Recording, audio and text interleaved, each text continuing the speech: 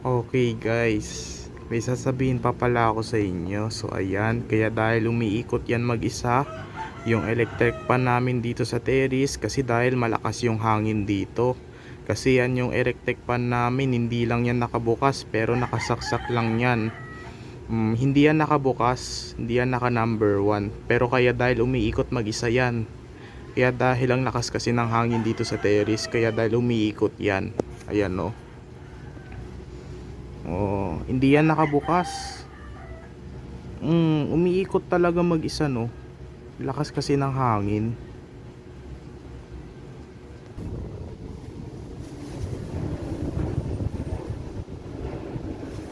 Ayan no. Umiikot talaga. Oh my God. Umiikot na ng konti. Tingnan ulit natin yung hangin. Grabe talaga no. Yung electric pan namin yan parang ano na, parang windmill na.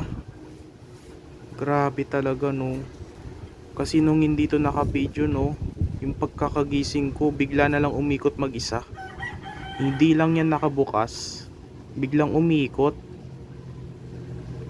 Alam ko dahil sa hangin, o dahil sa malakas na hangin yan. Ayun no. Grabe yung electric pan namin parang windmill na no. Parang windmill.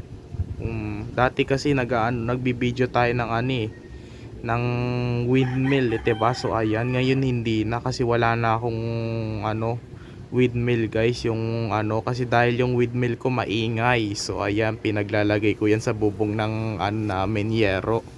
So ayan, kaya dahil naiingayan daw dito si mami. So ayan guys, yung electric pan guys namin dito sa terrace, kaya naging windmill na. So ayan, pero medyo pero gumagana pa yan guys. Ayan, gumagana pa lang yan. Pero hindi lang yan nakabukas, pero umiikot talaga mag-isa. Kaya dahil sa hangin, sa malakas na hangin. Ayan. So gusto niya guys ulit yung kaganina nung sinabi ko sa inyo noon, nung pinakita ko sa inyo yung dart arrow kong tatlo. So ngayon ang date pa rin naman ngayon ay May 6. It's Wednesday. Ayan. Grabe umiikot. Pero itong isang electric pan naman namin na maliit, pero hindi naman siya umiikot. Bakit kaya ito guys umiikot yung malaking electric pan namin, pero ito hindi? Bakit kaya? No? Bakit kaya ito yung umiikot? No? Bakit kaya umiikot yan? Pero ito hindi naman. No? Yung electric pan namin dito sa terrace parang windmill na. Yung electric pan parang windmill na no? Grabe no. Parang dinedetekta siya ng kuryente. Yan, tingnan mo na naman. Tingnan mo na naman My God. Umikot na naman. Oh my God guys. Grabe. Bumibilis. Grabe guys. Bakit kaya umiikot yan? No? Kinaya ng hangin yan no. Umiikot bigla. Bing lakas ng hangin. Pag tuwing summer malakas ang hangin Ayun na naman Ayan na naman. Ikat. Umikot na naman. Pero itong isa hindi no. Bakit kaya yung isang malaking electric pan namin umiikot? Yung LEC niya umiikot no. Pero pag binuksan natin yung switch,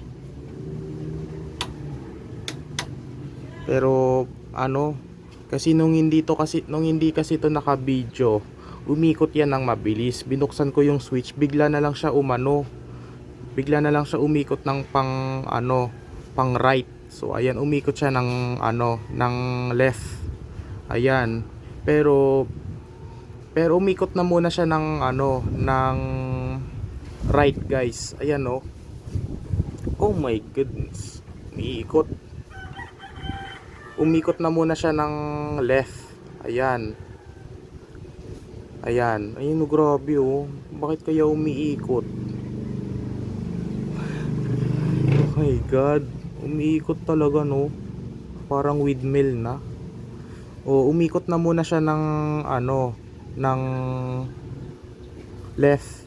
Ayan, left pala, ano ba yan? Umikot siya ng left. Nung pagkabukas ko ng switch, umikot na siya ng right. No? Ayan na naman, no? Grabe.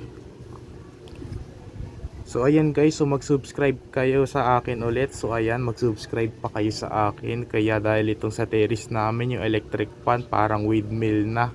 Umiikot lang, parang tinetect na ng kuryente. Guys. So nagtutupi pa lang ako ng damit. So ayan, yun na naman no.